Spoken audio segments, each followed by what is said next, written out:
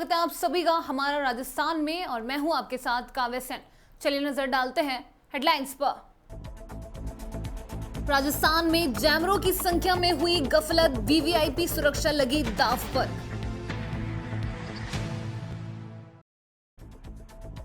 जनसंख्या नियंत्रण बिल की मांग को लेकर युवाओं ने किया हस्ताक्षर।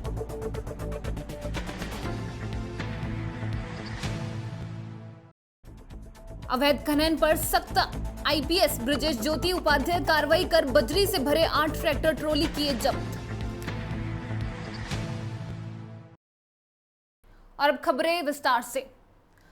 राजस्थान के जयपुर में प्रदेश भर में वीवीआईपी सुरक्षा के लिए नए माउंटेन व्हीकल जैमर के साथ ही 3 जैमर के लिए बजट स्वीकृति हो चुका है, लेकिन 2 साल से खरीद की मंजूरी गृह मंत्रालय में अटकी हुई है। इसकी वजह राज्य में जैमर की संख्या और गृह मंत्रालय के रिकॉर्ड में भारी अंतर होना है। जैमर की संख्या में आए इस अंतर के कारण मंत्रालय जैमर खरीद की मंजूरी नहीं दे रहे हैं। प्रदेश में बदले हालातों में वीवीआईपी सुरक्षा लगातार एक बड़ी चुनौती बनता जा रहा है, चाहे वो आतंकवादी घटना हो या भीड़ नियंत्रण का मामला। ऐसे में वीवीआईपी को वाहनों के साथ ही जेलों में भी बदमाशों को कंट्रोल रखने के लिए जैमर लगाए जा रहे हैं। हालांकि राजस्थान में रिकॉर्ड में हुई गफलत के चलते आज जेल और वीवीआईपी सुरक्षा में सवालिया निशान लग रहा है।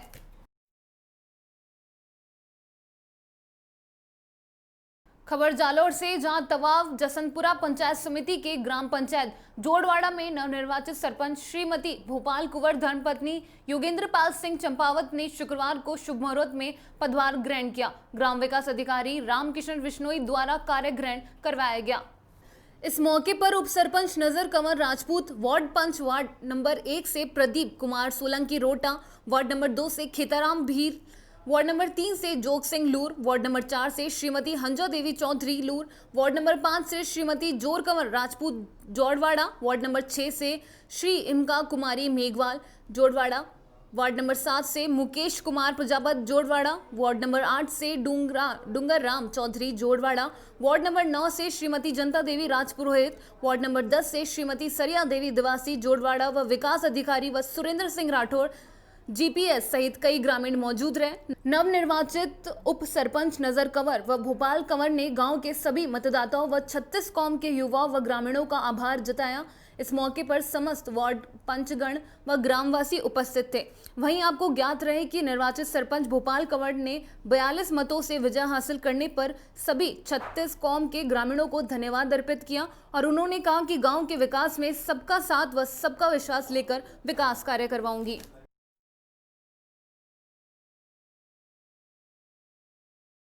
खबर जोधपुर के ओसिया से, जहां उपखंड क्षेत्र से होकर गुजरने वाले भारत माता परियोजना के तहत ग्राम पंचायत गागड़ी के भगवान नाड़ी के कटानी रास्ते पर पुल बनाने को लेकर पिछले 1 दिन से क्षेत्रवासी सड़क पर ही बैठे हैं। इस मामले की जानकारी ओसिया एसडीएम रतनलाल रेगर को जैसे ही मिली, वो सड़क पर बैठे क्षेत्रवासियों से मिलने पहुंचे तथा क्षेत्रवासियों की मांग को जायज बताते हुए उसे पूरा करने का आश्वासन दिया। इस पर सहमति बनाने के बाद क्षेत्रवासी बने।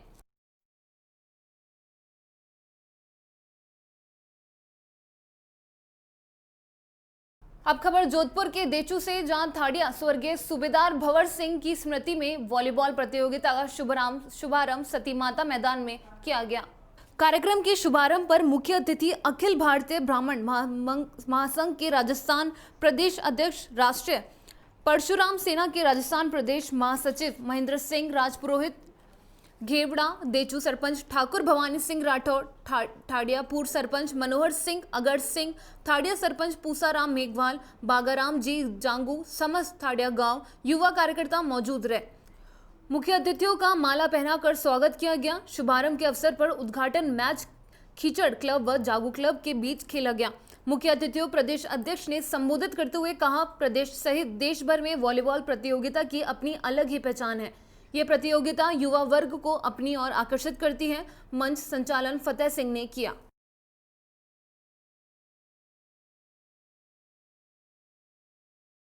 तो वहीं जोधपुर के बिराई में गुरुवार से बावड़ी कस्बे में बने नवीन सामुदायिक स्वास्थ्य केंद्र के भवन में कार्य शुरू हो गया। गुरुवार की ओपीडी नवीन भवन में लगी शुभ मुहूर्त में विधि विधान के साथ पूजा अर्चना के बाद सामुदायिक स्वास्थ्य केंद्र के नवीन भवन को गुरुवार से मरीजों के लिए शुरू कर दिया गया। सामुदायिक स्वास्थ्य केंद्र प्रभारी डॉक्टर रामनिवास विश्नोई ने बताया कि गुरुवार से ओपीडी सेवाएं शुरू कर दी। धीरे धीरे सभी सुविधाओं नवीन भवन में शीघ्र ही शुरू कर दी जाएगी। इस मौके पर गांगनी प्राथमिक स्वास्थ्य केंद्र के चिकित्सा प्रभारी डॉक्टर अनिल चौधरी, तेजाराम प्रकाश विष्णु सहित सभी स्टाफ उपस्थित थे। मोर्चारी का अभाव नेशनल हाईवे 62 पर आए दिन घटना या दुर्घटना के बाद मृतक के शव का पोस्टमार्टम करवाने हेतु जोधपुर के जाना पड़ता है। ऐसे में जोधपुर जाने के बाद सुबह से शाम होती है तो पीड़ित परिवार पर क्या गुजरती है ये तो वो ही जाने। अगर मोर्चरी बावड़ी में बना दी जाए तो काफी हद तक राहत मिलेगी। भामाशाहों के सहयोग मिले तो सुविधाओं को चार चांद लगेंगे। सरकार ने करोड़ों की लागत से सीएचसी का भवन तैयार करवा दिया। अब क्षेत्र के भामाशाह सीएचसी में जरूरत के हिसाब से सहयोग करे तो जल्द ही अस्पताल में परिपूर्ण सुविधा जल्द ही मिल जाएंगी। ऐसे में स्थानीय भामाशाहों को आगे आना चाहिए।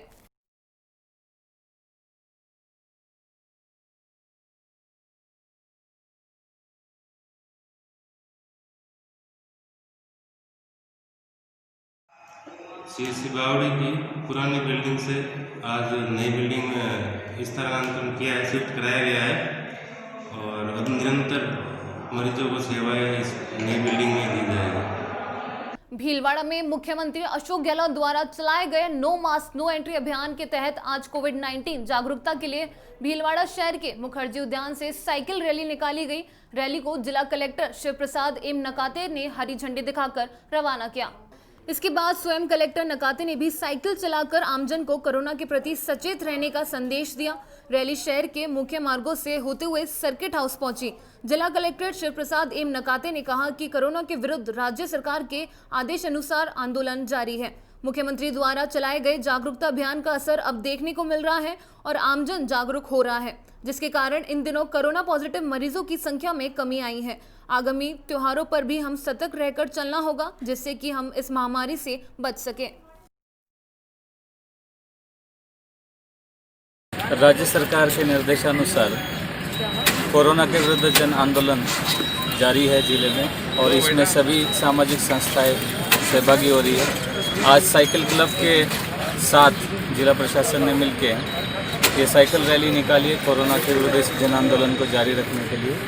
इसके अच्छे परिणाम भी हमें दिख रहे हैं, जिसकी वजह से नंबर ऑफ केसेस जो आने हैं वो कम हो गए, क्रिटिकल केसेस भी कम हो रहे हैं। किंतु कोरोना की अभी कोई वैक्सीन नहीं आई है और अभी आने वाला सीज़न और थोड़ा बीमारी वाला, मौसमी बीमारी वाला है, इसलिए इस समय और ज़्यादा ध्यान रखने की आवश्यकता है। तो इस मास्क के मूवमेंट को, जन आंदोलन को जारी रखना है, मास्क लगाना है, सोशल डिस्टेंस बनाना है और इसी तरह से सबके साथ मिलकर लोगों को जागरूक करना है। ठीक है, सख्ती से ज़्यादा हमें अच्छा रिजल्ट जन जागरण से, जन आंदोलन से मिला है और लोग अच्छा प्रतिसाद दे रहे हैं। मैं समझता हूँ कि हर एक आदमी एक दूसरे को रोके टोके विनम्रता के साथ और मास्क लगाने के लिए, सोशल डिस्टेंसिंग के लिए मोटिवेट करे तो हम इस चेन को ब्रेक करते रहे। खबर गंगानगर के सूरतगढ़ से, जहां नशा मुक्ति भारत अभियान के तहत जिला प्रशासन व जिला पुलिस प्रशासन द्वारा महेश्वरी धर्मशाला में नशा मुक्ति जन जागृति कार्यशाला का आयोजन किया। उप केंद्र के प्रभारी डॉक्टर रविकांत गोयल ने अपने संबोधन में बताया कि नशों की गुलामी के कारण भारत पुनः गुलामी के मार्ग पर अग्रसर हो रहा सकता है। गोयल ने नशों के कारणों पर प्रकाश डालते हुए कहा कि छोटी उम्र के बच्चों में नशा, अज्ञानता, देखी उत्कृष्टता, वंश परियोजना द्वारा बच्चों से नशों की सामग्री मंगवाना, संगति या फिर संगति वालों के दबाव के चलते इसके आदी होते जाते हैं। उन्होंने बीड़ी, सिगरेट, शराब व अन्य नशों के दुष्प्रभाव पर विस्तार पूर्वक चर्चा की। इसी क्रम में सामाजिक कार्यकर्ता इंद्रमोहन जुनेजा ने भी अपने विचार व्यक्त किए। विशिष्ट अतिथि के रूप में सूरतगढ़ सिटी थानाधिकारी रामकुमार लेगा व पालिका अध्यक्ष ओम प्रकाश कालवा ने अपने व्यक्तित्व में नशा मुक्ति अभियान में सक्रिय भागीदारी निभाने का विश्वास दिलाया। इस कार्यशाला में शहर के प्रमुख समाज सेवी तथा पार्षद परसाराम भाटिया, यातायात प्रभारी उमाशंकर यादव, कांस्टेबल रामस्वरूप हेतराम आदि उपस्थित रहे। अब खबर राजधानी जयपुर से।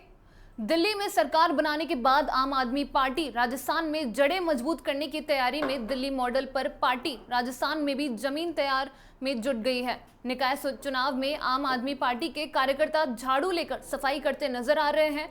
मोहल्ला और नुक्कड़ सभाएं कर पार्टी के कार्यकर्ता जनता की नब्ज टटोलने का प्रयास कर रहे हैं। दिल्ली में आप सरकार ने सीधे जनता से जुड़े कई काम किए हैं। इनमें मुफ्त बिजली, पानी से लेकर सरकारी स्कूल की शिक्षा में सुधार शामिल है। इसी तर्ज पर निकायों में पार्टी बेहतर सुविधाएं देने का वादा कर रही है। हालांकि निगम चुनाव के मद्देनजर आपको अपना चुनाव चिन्ह झाड़ू तो नहीं मिला है, लेकिन इसके बावजूद साफ छवि वाले निर्दलीय प्रत्याशियों को चुनाव मैदान में उतारकर पार्टी अपनी मौजूदगी दर्ज करवाएगी। इसके लिए चुनाव समिति की घोषणा भी कर दी गई है। आम आदमी पार्टी को जयपुर, जोधपुर, कोटा नगर निगम चुनाव में चुनाव सिंह झाड़ू नहीं मिलने के कारण पार्टी अपनी विचारधारा के लोगों को भ्रष्टाचार मुक्त भारत को समर्थन करने वाले युवा, समाज सेवियों व समाज में साफ सुथरी छवि वाले को समर्थन देकर चुनावी मैदान में उतार दिया है। विद्याधरनगर विधानसभा क्षेत्र के झोटवाड़ा में ग्रेटर वार्ड नंबर 29 से मोहम्मद जावेद गौरी को चुनावी मैदान में उतारा है। आम आदमी पार्टी के जयपुर संभाग सह प्रभारी अमित लियो शर्मा ने बताया कि पार्टी अपने मुख्य मुद्दा भ्रष्टाचार मुक्त नगर निगम सुविधाओं की होम डिलीवरी, सीवरेज समस्या के लिए सीवरेज ब्रिगेड की योजनाओं को समर्थन करने वाले प्रत्याशियों के लिए जनता के सामने जाकर वोट देने की अपील की जा रही है।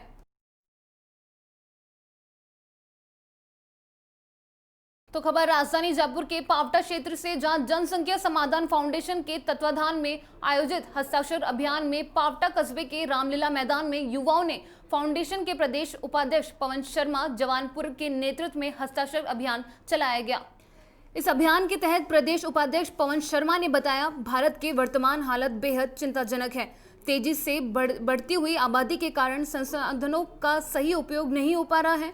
सरकार को तुरंत प्रभाव से देश में जनसंख्या नियंत्रण बिल लागू करना चाहिए एवं सभी को 2 चाइल्ड पॉलिसी के दायरे में लाना चाहिए। अन्य देशों की तुलना में भारत समिति भूभाग में लगभग 18% आबादी रह रही है और यदि इसी तरह से देश की आबादी बढ़ती रही तो भविष्य में देश में गृह युद्ध की स्थिति निश्चित है।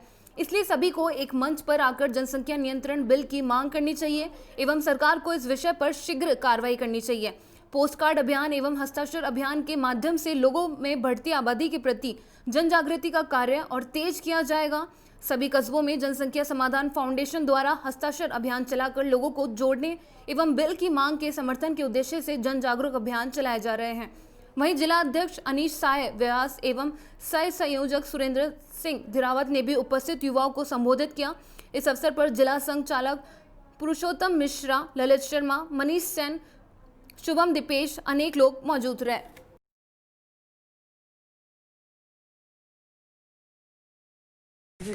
सर, ये जनसंख्या फाउंडेशन जो बिल को लेकर आपके विचार हैं, आप क्या कहना चाहेंगे इसके बारे में? देखिए, पूरे भारत में जनसंख्या समाधान फाउंडेशन है जो लगातार पिछले कई वर्षों से ये मांग कर रहा है कि पूरे भारत में भारत का रहने वाला प्रत्येक नागरिक है वो 2 चाइल्ड पॉलिसी के दायरे में आना चाहिए।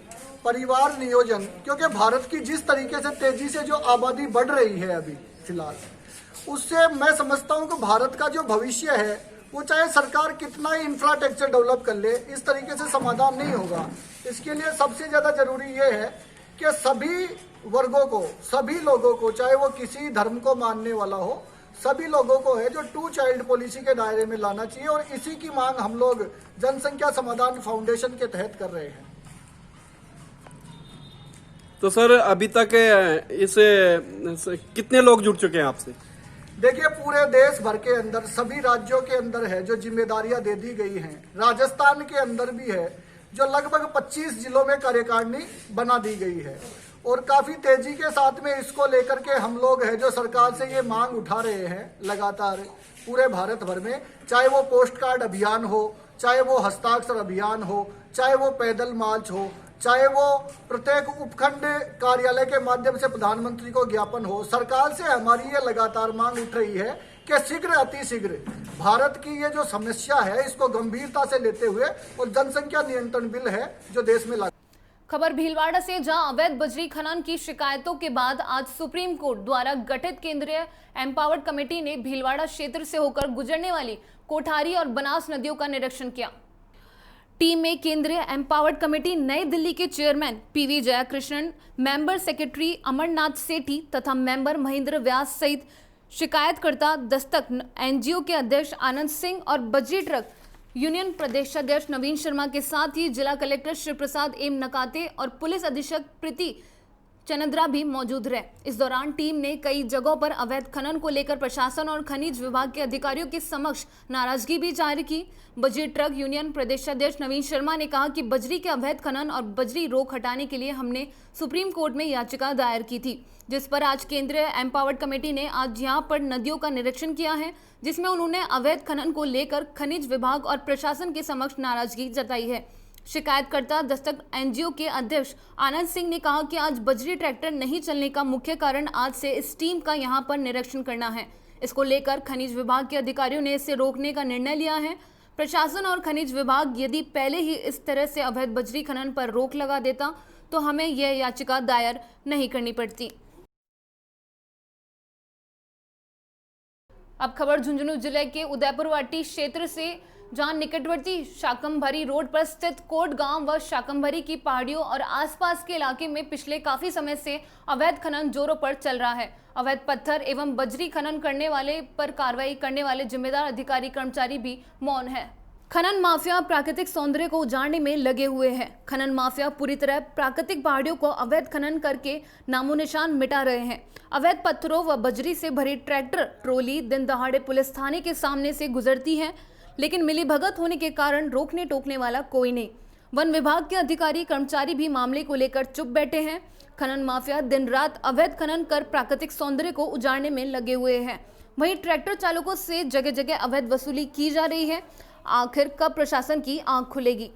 क्षेत्र में अवैध खनन करने के दौरान खनन करने वाले लोगों की खदान में दबने से मौत भी हो चुकी है। हाल ही में कुछ दिनों पहले टोडपुरा में 60 से 70 फीट गहरे खड्डे में दबने से एक व्यक्ति की मौत हो चुकी थी। इससे पहले भी कई परिवार खनन की वजह से बर्बाद हो चुके हैं। खबर जयपुर के पावटा क्षेत्र में हो रहे बजरी के अवैध खनन को लेकर पुलिस अधीक्षक शंकर दत्त शर्मा ने बताया कि पुलिस मुख्यालय के आदेश अनुसार संपूर्ण जिले में अवैध खनन के खिलाफ कार्रवाई करते हुए ऑपरेशन हाईवे व ऑपरेशन एस्कॉर्ट विभिन्न अभियान चलाते हुए अतिरिक्त पुलिस अधीक्षक कोटपुतली रामकुमार कसवा, वृत्ताधिकारी कोटपुतली दिनेश यादव के निर्देश अनुसार प्रागपुरा पुलिस थाना अधिकारी IPS ब्रजेश ज्योति उपाध्याय, जिन्होंने पदभार ग्रहण करते ही अवैध बजरी खनन के खिलाफ प्रभावी कार्रवाई करते हुए एक टीम का गठन कर इलाके गश्त के लिए प्रागपुरा थाने से रवाना होकर पावटा टस्कोला रोड पर पहुंचे, जहां प्रागपुरा पुलिस थाना अधिकारी IPS P ब्रजेश ज्योति उपाध्याय ने कार्रवाई करते हुए 8 बजरी से भरे ट्रैक्टर ट्रॉली जब्त कर प्रागपुरा थाना परिसर में खड़ा कर मौके पर खनन विभाग को कार्रवाई के लिए सूचित किया। इस कार्रवाई के मौके से 8 ट्रैक्टर मैट ट्रॉली को जब्त किया। वहीं आरोपी वाहन ट्रैक्टर को छोड़कर भाग गए, जिनकी तलाश जारी है। अवैध खनन के खिलाफ ये कार्रवाई 15 अक्टूबर से 30 अक्टूबर 2020 तक जारी रहेगी।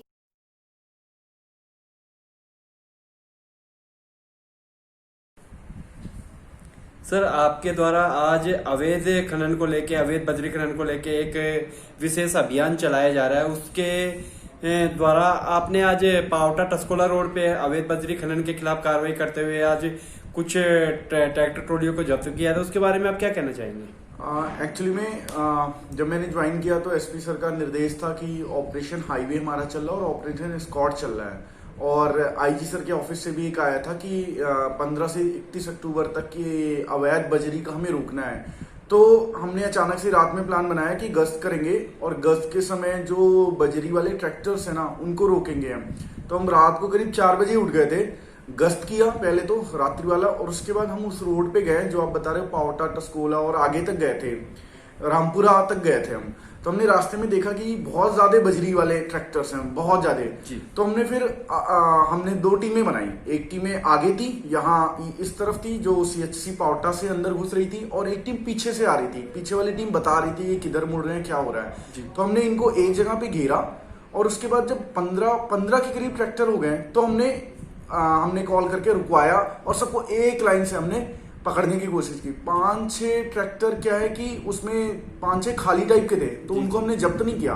बाकी 8 के करीब हमने जब्त किया है और उनको हम ले आए हैं। 8 के करीब आपने जो जब्त किया सारे माल से भरे हुए? सारे 8 के 8 ये सामने थाने के बाहर रखे हुए हैं, अभी आप देख सकते हैं, यहाँ पीछे दिख जाएगा आपको। तो ये सबने हमने जब्त कर लिया और तुरंत हमने माइनिंग डिपार्टमेंट को बुलाया, और वो फाइन करने के लिए इनकी पेनाल्टी काफी हैवी लगती है। आपको पता है 1.25 लाख के करीब का सरकार को राजस्व मिलेगा, पेनाल्टी मिलेगा, राजस्व नहीं बोलेंगे हम, पेनाल्टी मिलेगा, वो सरकार को मिलेगा। तो ये 10 लाख के करीब का सरकार को इसमें पेनाल्टी मिलेगी इस सर, ये कार्रवाई से। अवैध खनन के लिए आप जो कार्रवाई करें कब तक चालू रहेगी? ये देखिए, अभी तो हम कई कार्रवाइयां और करेंगे, लेकिन आपको पता है एक बार अच्छी कार्रवाई हो जाती है तो कुछ दिन शांत हो जाते हैं जी। लेकिन हम चाहते हैं ऐसा करें कुछ कि इस एरिया में अवैध खनन एकदम से खत्म हो जाए, और इसमें बहुत इन्वॉल्वमेंट है, तो अंदर तक हम जाना चाहते हैं। अभी हमने सरफेस को थोड़ा सा ही टच किया है, अभी हम पूरा अंदर तक हम चाहते हैं अवैध खनन पूरी तरीके से पूरा फ्री हो जाए अवैध बजरी खनन से। तो आपके पास सर जैसे ट्रैक्टर ट्रॉलियों को छुड़ाने के लिए कुछ ऐसा कॉल भी आया है, कोई फोन भी आया है? फॉर्चुनेटली कभी नहीं आया, अभी सुबह से कोई कॉल नहीं आया, और मुझे लगता है मुझे कोई कॉल नहीं आएगा, और क्योंकि हमारे एसपी सर के निर्देश ही ऐसे हैं, मतलब उनकी स्ट्रिक्टनेस से सबको पता है पिछले जब से उनका कार्यकाल है कि कोई ऐसे कॉल नहीं आते, तो और मुझे तो आपको भी पता है कि नहीं आएंगे, तो आई होप आगे भी। और फिलहाल हमारा राजस्थान में बस इतना ही। आप देखते रहिए डीपीके न्यूज़। नमस्कार।